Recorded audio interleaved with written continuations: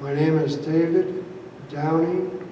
My rank is Radioman Second Class. We would take it all different waters. We would go into cold water to test different things, and then the same things we would take down to the Caribbean to test them in the Caribbean. Mostly the Triangle was our biggest area that we operated in, mostly because of the temperature changes and the variety of waters. We looked for rough water to test a lot of equipment to see how it would do in storms and places like that. But mostly we were the North Atlantic to the Bermuda Triangle, except when we were working with Project Mercury. Now, Project Mercury was, we would go out on station, and there would be a box on a map, and we would be part of that box where the space ship was going to take off and go around the Earth. We would be at one point with other ships at other points in case that spaceship had to abort.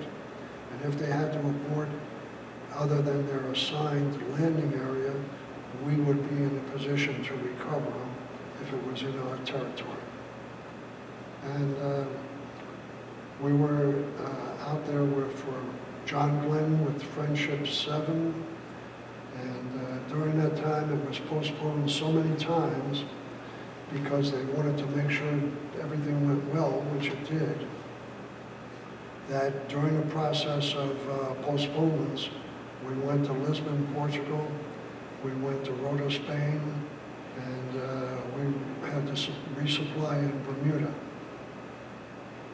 Mainly the Destroyer Development Group 2 ships, which would be the Hazelwood or the Bronson. They were our major ships.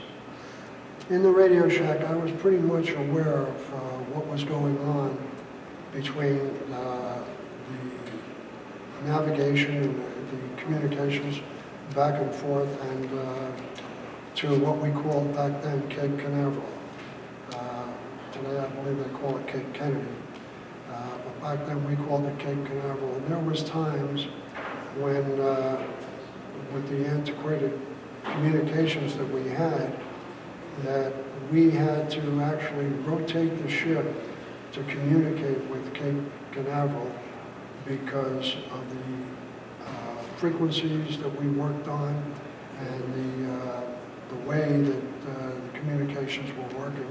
Our antennas were strung along the ship, and there was times when we had to speak to Cape Canaveral, and then when Cape Canaveral came back to us, the captain would have to turn the ship 180 degrees to receive Cape Canaveral.